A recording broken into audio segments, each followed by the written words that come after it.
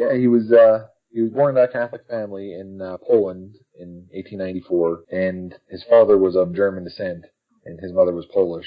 And he was, it was a Catholic family. It was a very religious upbringing and everything. And the thing that, that really strikes me about him, whenever I would hear his story, it always kind of stood out at me was when he was a young child, like 8 or 9 years old, he had a vision of the Blessed Mother, and she offered him, and he wrote about this too in his own words. She offered him a white or a red crown. The white crown being chastity and like being a priest, preserving in chastity, and then the red crown being the crown of martyrdom. And she asked him if he would, accept either crown. He said he wanted both. So he knew from an early age that he was going to be a martyr, and it ended up coming true for him. Kind of reminded me of, who was it, Saint Anthony of Padua. He went away. He tried to go evangelize the Moroccans, the Moors in North Africa, and he couldn't get there because he wanted to go and become a martyr. Like that was his goal. But it also says that as a child he's a very mature person, right? To have made a decision like that and to... Yeah, it's a pretty heavy decision to make, as a young child. I'd hate to have to make that decision now in my 30s.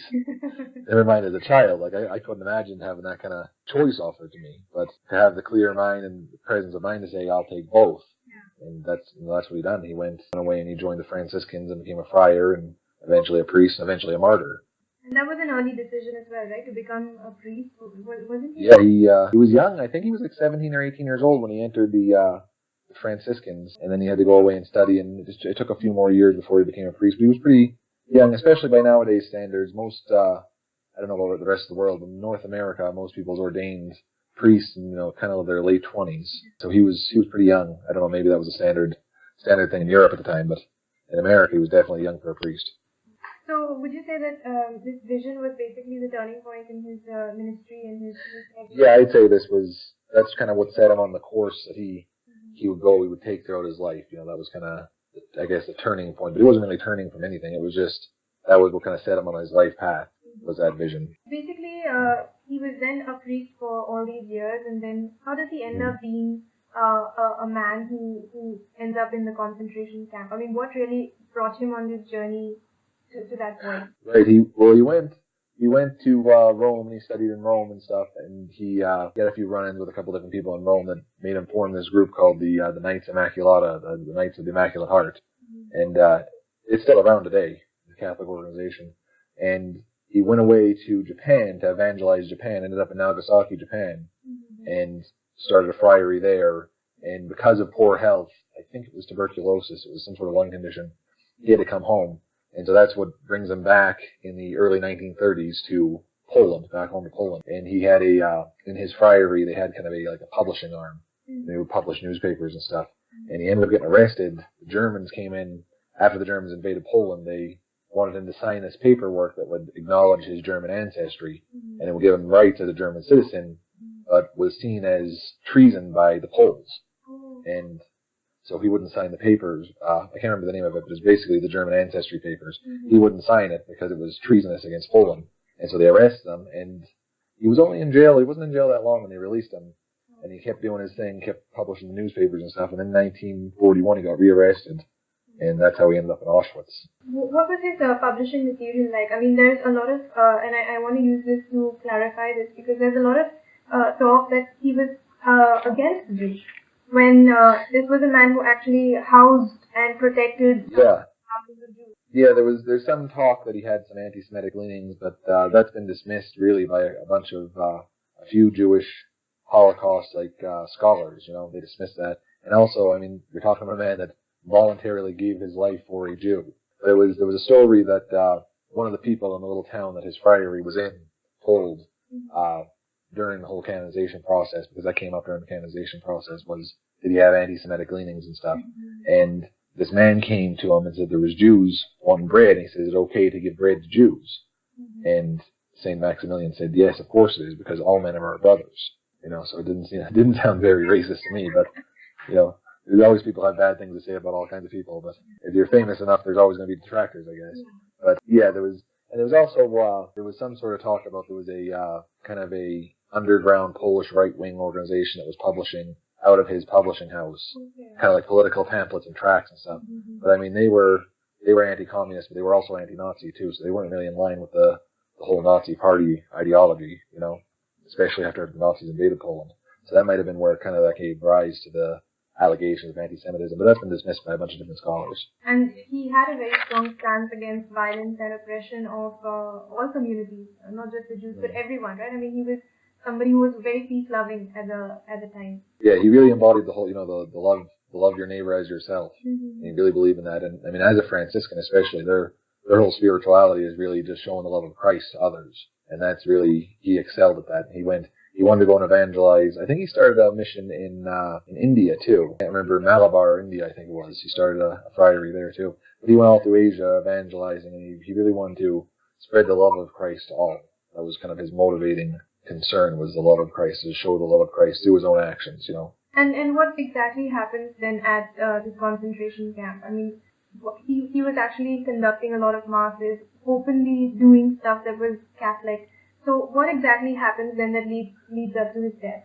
Okay, so in 1941, he's in Auschwitz, which is famous for being the worst mass murder place in history. I think 1.5 million people were killed in Auschwitz, and there's an escape attempt. I don't know if they actually got away or not, but there was an escape attempt, and the commandant of the camp decides that he's going to make an example out of prisoners to crack down on this, so that there's no more attempts at escaping. And he picks 10 people at random to be starved to death. I can't think of a worse way to kill somebody than to slowly. That's pretty. The Nazis really kicked it up a notch when it came to cruelty, But he picks 10 people to starve to death, and he just randomly out of the crowd that's gathered. And the 10th person he picks, he cried out, "My wife, my kids." And Kolbe stepped forward and said, "I want to die in his place. I volunteer to die in his place." And the commandant turned to him and said, "Who are you?" But instead of, and the thing that really strikes me, and it's always struck me from the first time I heard Kolbe's story 10 or 15 years ago, he didn't say his name. He didn't say, "I'm a Polish prisoner." He said, "I am a Catholic priest." That's how he identified himself. And he used that in his defense, right? That he was half German, that he could have... Yeah, he volunteered to take his place. He wasn't even one of the people picked. Yeah. But if he had probably back in 1939 or whatever year it was that he was first arrested, had he signed that paperwork, he would have got away scot-free. He would have been a German citizen. He wouldn't have been subject to, the kind of things they put him through. Put him to Auschwitz, a death camp. He definitely would have been. I mean, the Germans rounded off, especially in Poland, all the intellectuals and any kind of poets and artists and any kind of free thinker that they thought might threaten their rule there.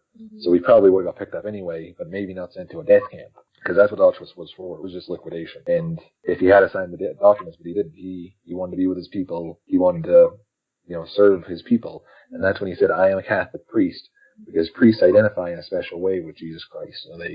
They act in persona Christi, especially when they're celebrating the Mass. And he identified with Jesus in a way, unto death, to take someone's place, because Jesus said, "Greater love has no man than to lay down his life for his friends." And he took that, actually went with it. Where some people would hesitate, or maybe if someone was picked themselves, they would die, as a martyr. But he volunteered to be a martyr. Is there any reason why he was sent to the worst prison of all, or was it that his writings were so heavily popular or whatever, influential, that he had to be sent? Auschwitz? I don't know, because he first got sent in 41 when he got picked up. He first got sent to a different camp.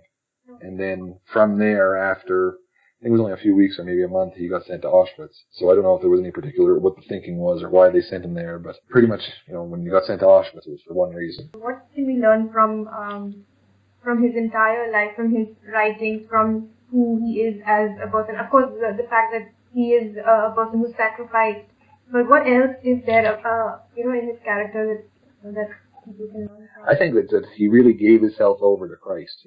St. Paul said that I am a bondservant of Jesus Christ. And really, he really did. He gave himself over completely and totally from the time of that vision that he had when he was 8 years old all the way until he died when he was 47. So for 39 years, he gave himself over completely as a bondservant to Christ, and he just lived the love your neighbor as yourself. And, Jesus also, and I think it was in John, he told him, "A new commandment I give to you, to love others as I have loved you." But if you think about how did Jesus love us? Jesus loved us to death on a cross. So that's how he ordered his apostles to love each other as he had loved them. And he took those words to heart. He said, "I am a Catholic priest. I will die in the place of this man." The thing I think that really touches me too is in 1982 when he was canonized, the man whose place he took was there in Rome at the canonization. Yeah, a life for life. And I also think what strikes me about this is that he was open to, I mean, yeah, like you said, he accepts the call, but he's so open to accepting the call throughout. Like whenever he's been called, a lot of people would probably think or probably turn away and refuse to do that. But he says yes time and time again. His decision is yes, yes, yes. Yes. Yeah, it was always yes. We're going to send you to Japan. Okay, yes. We're going to send you, okay, you're sick now. Go back to Poland. Yes.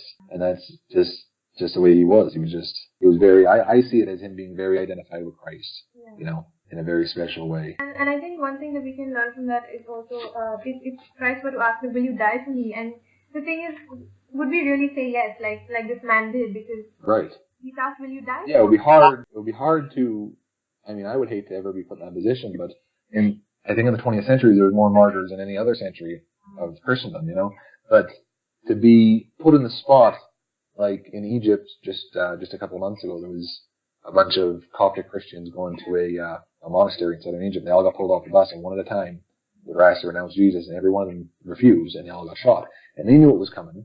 They seen the person in front of them get shot, and they willingly accepted that because Jesus said, you know, take up your cross and follow me. That wasn't just about suffering. That was about following him all the way, being willing to go all the way like that. And it would be one thing to have a gun to your head and to accept that. But I can't even imagine what he did to volunteer to put yourself in that situation. And that really is, I mean, he laid down his life. And for a person he didn't even know that man's name, that he took his place. You know, he was a Catholic priest and he took the place of a Jew. They wouldn't have really crossed paths too much in the camps. So he voluntarily took a place. So if that's greater love has no man to lay down his life for his friends, what's it to lay down your life for a stranger? Yeah. You know, that's another step above. Also, I think he's, is he one of the patron saints for social media communicators and things like that? Is he? I know he's a patron saint of drug addicts because of the way he ended up dying. Yeah. And he's a patron saint of the 20th century. John Paul II declared him that. Yeah. I think he's also for social media communicators. Social media. A stand about something that was important at the time. And I think another thing that we can learn from him is that you can't stay quiet. You're either for Christ or with Christ or against Christ. Oh, yeah. It's not really. Yeah, there's no neutrality in this world. Yeah. You know, you can't really stay on the sidelines. Yeah, because it's, you know, we always think about sin as something you do, you know, like as an act of the will. But most sins in our day and age is passive. It's a sin of omission, not a sin of commission. And I think of it all the time. Every time I pass somebody on the street, I think I could have just, you know, smiled at that person. And I didn't. You know what I mean? Like, just the kindness that we don't show to our fellow man. I think that's the majority of sins nowadays, is what you could have done for somebody, but you didn't, rather than what you did do to somebody that was wrong, you know? And that's what he didn't miss an opportunity to take a stand for what was right, and to do the right thing, and to go out of his way to do the right thing. And that really is an inspiration. How many, I thought he had housed 2,000 Jews at his... Yeah, at his friary. That was before he was arrested, yeah. So, I mean, not just he directly saved the life of one man, but kind of indirectly, by feeding and housing and hiding Jews, he saved the life of over 2,000 too. Yeah, if you were caught hiding Jews, that was just, especially if the Gestapo caught you hiding Jews, it was just instant. They would take you out and shoot you in the street. So it wasn't even like, there's no such thing as a trial, or any kind of, like, that's it, you just get shot, you know. So he could have, and they had no respect for the fact that he was a priest. Like, they gathered up, they killed thousands of priests, especially in Poland. They were trying to completely liquidate Poland, the Nazis.